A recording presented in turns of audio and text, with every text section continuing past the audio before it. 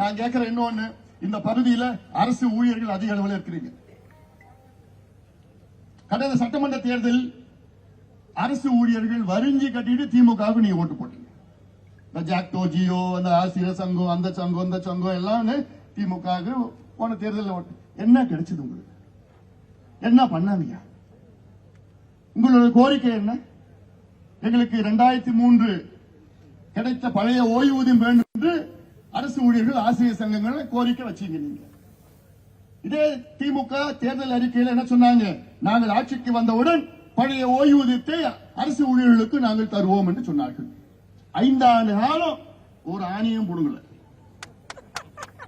5 ஆண்டு காலம் அமைதியா இருந்துட்டு இந்த ஜனவரி மாசம் அரசு ஊழியர்களும் ஆசிரியர் சங்கமோ நாங்க போராட்டம் தொடர் போராட்டம் சொன்ன உடனே பயந்து போயிட்டு ஏதோ ஒரு அறிவிப்பு, நாங்க ஏதோ ஒரு ஓய்வூதியம் திட்டம். 3 மாசம் ஆயிடுச்சு. இது வரைக்கும் 3 மாசத்துல கிட்டத்தட்ட 1.5 லட்சம் பேர் ஓய்வு பெற்றாங்க. அவங்க கிட்ட ஒரு பைசா கூட போய் சேரல. எவ்வளவு பெரிய ஏமாத்து! அரசு ஊழியர்களோ ஆசிரியர் சங்கத்தையோ ஸ்டாலின் அவர்கள் வர வச்சு நல்லா மொட்டை அடிச்சு நாமத்தை போட்டு கோவிந்தா கோவிந்தா போ. இனி திமுகவை தயவு செய்து கேட்கிறேன், நான் ஒரு மாற்றத்தை கொடுங்கள். எங்கள் கூட்டணிக்கு ஆதரவு தாருங்கள். எடப்பாடி பழனிசாமி அவர் முதலமைச்சர் ஆக்குங்கள்.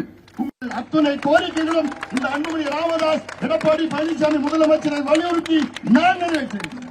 அந்த உறுதி நான் தருகின்றேன், உத்தரவாதம் நான் தருகின்றேன். என்னை பத்தி உங்களுக்கு தெரியும், சொன்னதை செய்வேன்.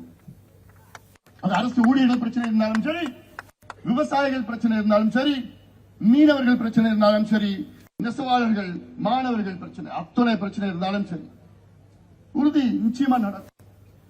திமுக மீனவர்களுக்கு நீங்க என்ன செஞ்சிருக்கீங்க? 5 ஆண்டு காலம் மட்டும் இல்ல, இப்போ இந்த தேர்தலில் திமுக எத்தனை மீனவர்களுக்கு நீங்க சீட்டு கொடுத்துருக்கீங்க?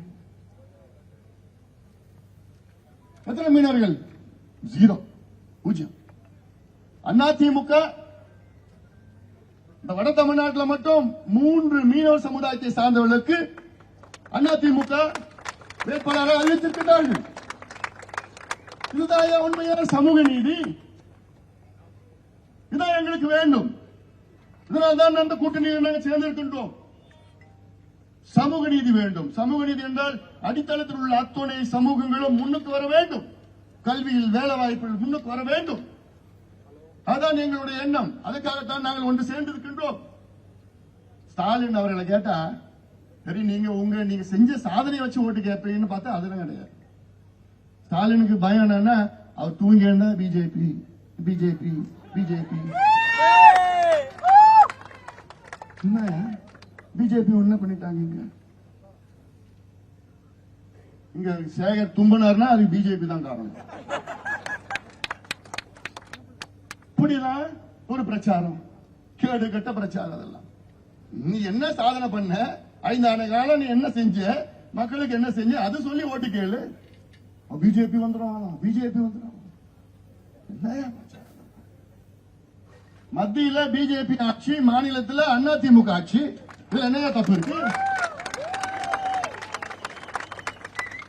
உரிமையோட எடப்பாடி பழனிசாமி அவர்கள் டெல்லிக்கு போனார்னா அவரை வர வச்சு மோடி அவர்கள் என்ன வேணும் கையெழுத்து போட்டு கொடுக்க போறாரு. அவ்வளவுதான். உங்களால செய்ய முடியாது, எடப்பாடி பழனிசாமி செய்வாரு.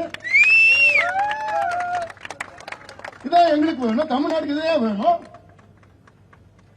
இதை விட்டுட்டு பிஜேபி பிஜேபி பிஜேபி. அவருக்கு கனவுல எல்லாம் பிஜேபி தான் வரும். தமிழ்நாடு மக்களுக்கு மத்தியிலும் மாநிலத்திலும் ஒரே கூட்டணி இருந்தா அதையே நன்மை கிடைக்கும். தமிழ்நாட்டு கட்டுமானம் கிடைக்கும், திட்டங்கள் கிடைக்கும், உங்களுக்கு என்ன வேணும் கிடைக்கும் போது நீ சண்டை போட்டு 5 ஆண்டுகள் சண்டை போட்டு இருக்க, என்னத்தை கொடுப்பாங்க உனக்கு? நீங்க எல்லாம் இதை சிந்திக்க வேண்டும்.